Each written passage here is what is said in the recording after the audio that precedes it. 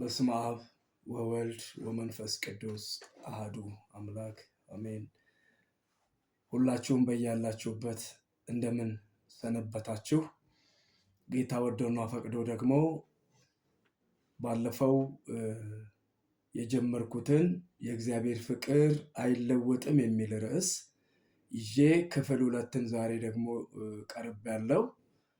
በባለፈው እንደተጠቀማችሁ ተስፋ አደርጋለሁ። ዛሬ ደግሞ ክፍል 2ን ይዤ ቀርቤያለሁ። የእግዚአብሔር ፍቅር አይለወጥም። ምናልባት አንዳንድ ሰዎች ካቀረባችሁት አስተያየት አንጻር ይሄ እኮ የታወቀ ነው የእግዚአብሔር ፍቅር አይለወጥም ብለው ሐሳብ አቀረቡ። አዎ እኔም ሐሳቤ አይለወጥም ነው። እኔም ላስተላልፍ የፈለግኩት ትምህርት የእግዚአብሔር ፍቅር አይለወጥም ነው።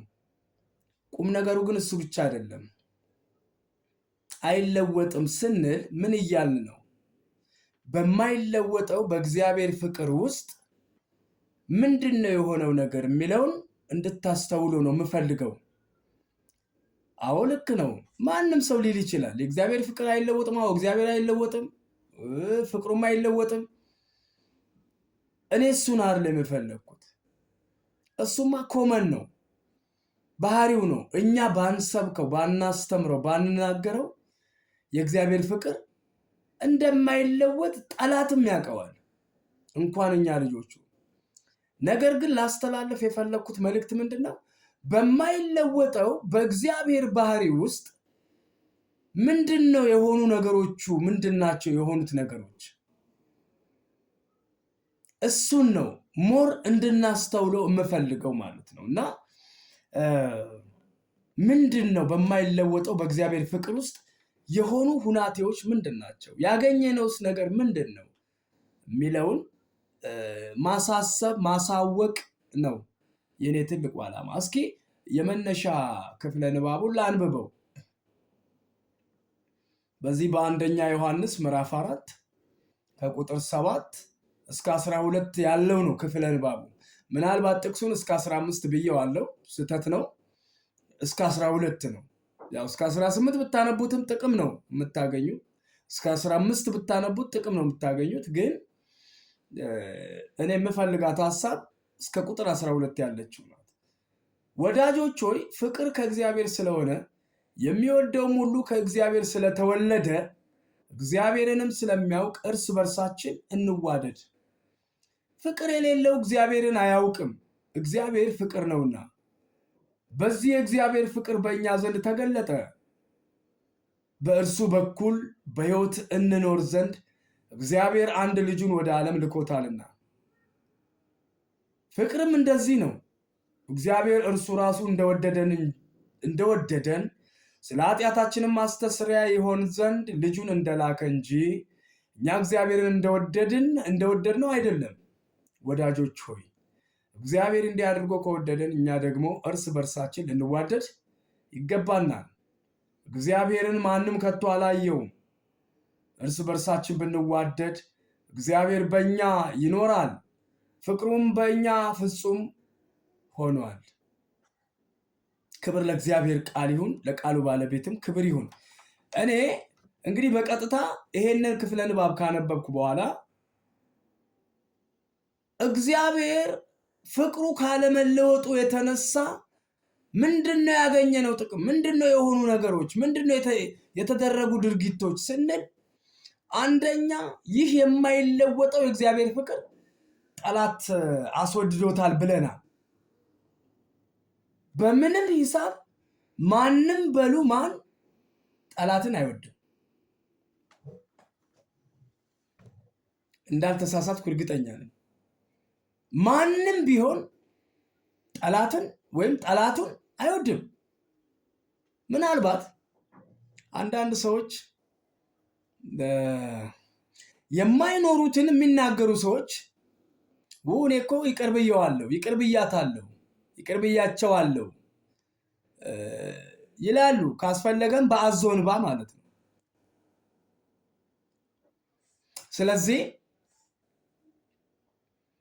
ነው ወይ ብለን ሁኔታውን ስናይ ግን አይደለም።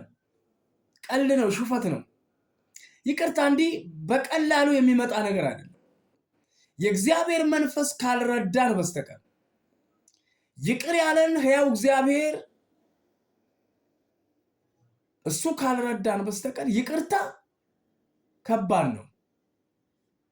ሰውን ይቅር ለማለት ሰው የበደለውን ይቅር አይደለም የበደለውን በድሎ እንኳን ይቅር ለማለት ምን ያክል እንደሚስቸገር እናውቃለን። ግን እግዚአብሔር እንደዛ አይደለም። እግዚአብሔር ይቅር ያለን ገና ጠላቶቹ ሳለን ነው። እሱ ይቅር እያለን እኛ የምንሰራው ከባባድ ወንጀሎች ነበሩ። ግን በዚህ መካከል አንድያ ልጁን መተኪያ የሌለውን ለኛ መድኃኒት ዝርግፍ ጌጥ አድርጎ ልጁን ሰጠን ማለት ነው። እና ሮሜ 5:10 ቆላሲስ 1 ከ21 እስከ 22 ያለውን አንብቤያለሁ። ዛሬ ደግሞ ክፍል 2 ላይ ይሄ የማይለወጠው የእግዚአብሔር ፍቅር ካደረጋቸው ታላላቅ ነገሮች ሁለተኛው የወደቀውን ዓለም እንዲወድ አድርጎታል። ልብ በሉ ክፍል 1 ላይ በተራ ቁጥር 1 ላይ ጠላትን እንዲወድ አድርጎታል ብለናል። ዛሬ ደግሞ የወደቀውን ዓለም በምንም ሂሳብ ከሰራው ኃጢአት ከሰራው ወንጀል የተነሳ ይነሳል፣ ቀና ይላል ተብሎ የማይታሰበውን ዓለም በወደቀበት ደረጃና በወደቀበት አወዳደቅ አይነት ወደደው እና የወደቀ ዓለም እንዲወድ አደረገው። እስኪ ዮሐንስ ወንጌል ምን ይለናል? ዮሐንስ ወንጌል ምዕራፍ 3 ቁጥር 16 ላይ እስከ 17 እንዲህ ይላል። በእርሱ የሚያምን እርሱ የተባለው ኢየሱስ ነው። በነገራችን ላይ እኔ በእርሱ እያላችሁ አታንብቡ። ለሰው ኢየሱስ እያላችሁ ንገሩት።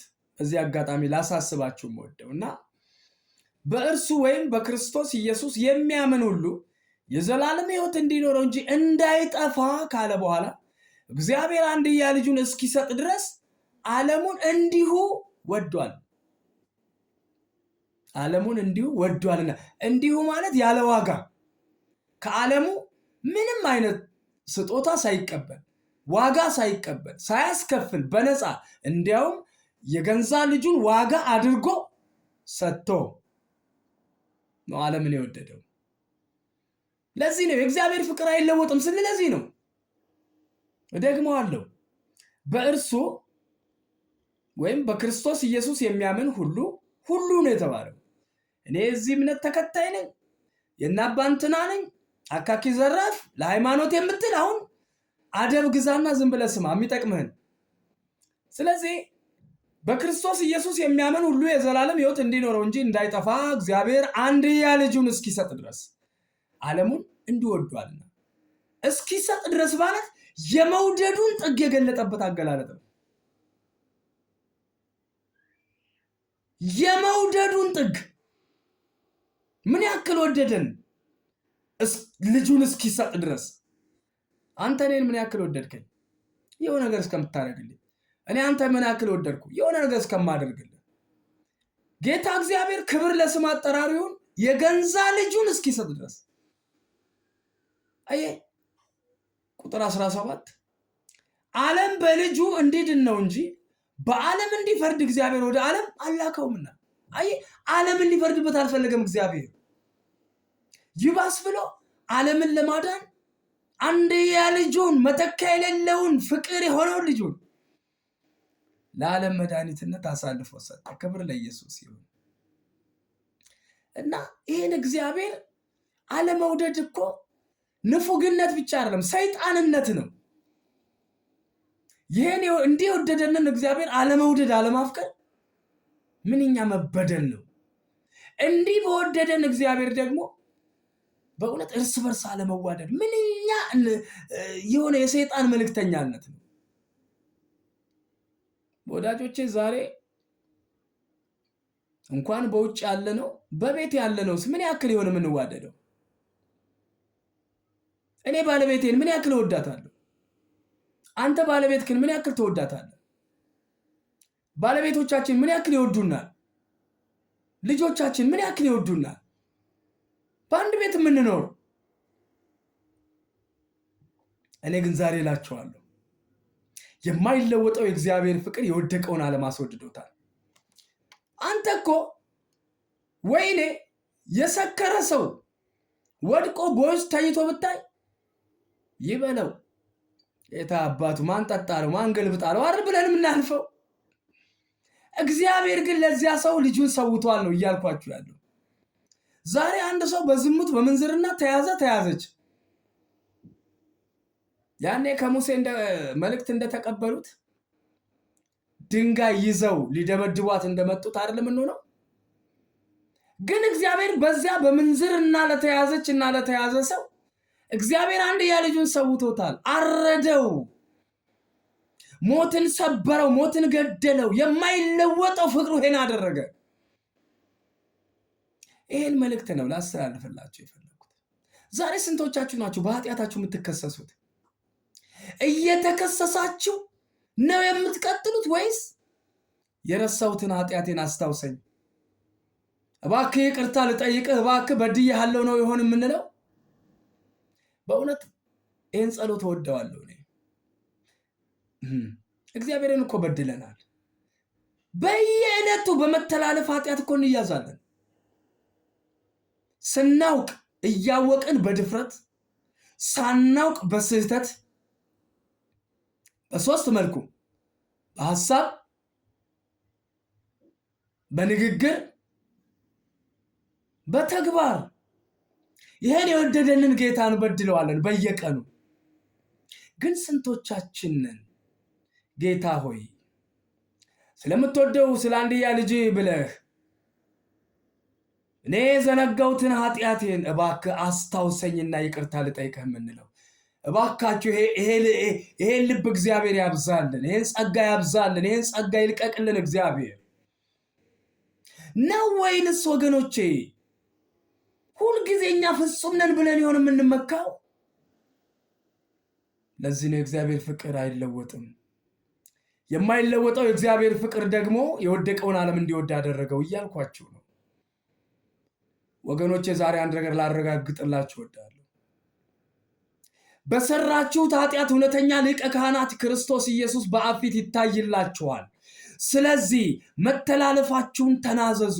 ኃጢአት የለብንም ብንል ውሸተኛ እናደርገዋለን፣ ራሳችንም እናታልላለን ተብሎ ተጽፏል። እኔ ግን እንዲህ እላችኋለሁ፣ ሁልጊዜ ተናዘዙ። እንኳን የምታስታውሱትን የረሳችሁትን እንኳን ሁልጊዜ በእግዚአብሔር ፊት የሕያው እግዚአብሔር ልጅ ኢየሱስ በፊቱ በአብ ፊት ስለሚታይልን በእውነተኛው ሊቀ ካህናት በኢየሱስ ስም ኃጢአታችንን ልንናዘዝ ይገባል። በደላችንን ልንናዘዝ ይገባል። እንዲህ ሲሆን እግዚአብሔር ደስ ይለዋል። ደግሞ የደሙ ጉልበት ከኃጢአታችን ሊያነጻን የታመነ ነው። ተቤዥቶናል፣ አዎ። ቀድሶናል፣ አዎ። አንጽቶናል፣ አዎ። ለዘላለም በአብ ቀኝ እንድንቀመጥ አድርጎናል። ምንም ጥርጥር የለውም። መዳናችን እንነጠቃለን፣ ዘበት ነው አንነጠቅም። ላረጋግጥላችሁ እወዳለሁ በብዙ ማስረጃ በብዙ። ግን መተላለፋችንን ለምን አንዳልጦን ስለምንወድቅ ወገኖቼ፣ ተንሸራተን ስለምንወድቅ ወገኖቼ፣ በዚህ ደግሞ ልንናዘዝ ይገባል። ምናልባት ጌታ ቢፈቅድ ዩቲዩብ ላይ ገብታችሁ መዳናችን እንደማይነጠቅ በመጽሐፍ ቅዱስ ማስረጃ አስቀምጫለሁ። ግን እንዴት ለምን ይሄን ልናውቅ ይገባል። አለበለዚያ ጥራዝ ነጠቆች ነው የምንሆነው፣ ይዘን ሩጫ፣ እኛም ተበድለን ትውልድ በዳዮች ነው የምንሆነው። እና የወደቀውን ዓለም አስወደደው። ይሄ ፍቅሩ አስወደደው፣ አንተን፣ አንቺን፣ እኔን፣ እናንቱን። ክብር ለኢየሱስ ይሁን። ሌላው እዚሁ አንደኛ ዮሐንስ ምዕራፍ 4 እስኪ እንመልከተው። አንደኛ ዮሐንስ መልእክት ላይ ተጨማሪ ጥቅስ ልስጣችሁ። አንደኛ ዮሐንስ ምዕራፍ 4 ቁጥር 9 እና 14ን ዘልዬ አነብላችኋለሁ። እንዲህ ይለናል፣ በዚህ የእግዚአብሔር ፍቅር በእኛ ዘንድ ተገለጠ። አሁን ፍቅሩ ተገልጧል። እንዲገለጥ አይደለም የምንጸልየው እኛ። የተገለጠብንን ፍቅር የተገለጠልንን ፍቅር ይዘን መጠበቅ ነው ከኛ የሚጠበቀው ትልቁ ጉዳይ። ይሄ ደግሞ የማስተርስ የፒኤችዲ የዲፕሎማ የሰርቲፊኬት ጉዳይ አይደለም። መንፈስ ቅዱስ ሲያበራልን የሚገባን ጉዳይ ነው። ጌታ መንፈስ ቅዱስ እባክህ አትተወን። ልናስመርር እንችላለን፣ ልናክፋፋህ እንችላለን፣ ልናሳዝንህ እንችላለን። አባ ስለ ኢየሱስ ብለህ የተላክበትን ዓላማ በእኛ ላይ ፈጽም፣ እርዳን። አሜን። ስለዚህ በዚህ የእግዚአብሔር ፍቅር በእኛ ዘንድ ተገለጠ፣ በእርሱ በኩል በሕይወት እንኖር ዘንድ እግዚአብሔር አንድ ልጁን ወደ ዓለም ልኮታልና። ቁጥር 14 እኛም አይተናል፣ አባት ልጁን የዓለም መድኃኒት ሊሆን እንደላከው እንመሰክራለን። አሜን። ክብር ለኢየሱስ ይሁን። ወገኖቼ እግዚአብሔር እንዲህ አድርጎ ከወደደን እርስ በርሳችን ልንዋደድ፣ የበደሉንን ይቅር ልንላቸውና ይቅርታ ልንጠይቃቸው ይገባል። ምክንያቱም በመሰላቸው ነው የበደሉን፣ በመሰላቸው በማያውቁት ባልገባቸው፣ እኛ ግን በምናውቀው። ስለዚህ we have to say sorry for them፣ ይቅርታ ማለት አለብን። አለበለዚያ ክርስትናችን ሽባ ነው የሚሆነው፣ ክርስትናችን ጭንጋፍ ነው የሚሆነው። ወገኖቼ ከዚህ በላይ ብናገራችሁ ደስ ባለኝ፣ ከዚህ በላይ ባገለግል ደስ ባለኝ፣ ግን ብዙ ደቂቃ ማስተማር አልፈልግም። አቅቶኝ አይደለም፣ ደክሞኝም አይደለም፣ የአባቴ መንፈስ ስለሚረዳኝ። ግን ስልቹ ነው ሰው፣ ብዙ አያዳምጥም፣ ብዙ አያነብም። በተማርነው እግዚአብሔር ያኑረን። ክፍል 3 ላይ እስከምንገናኝ ቸርን ሰንብት። የእግዚአብሔር ምሕረትና ጥበቃ ከእናንተ ጋር ይሁን። ወስብሐት ለእግዚአብሔር።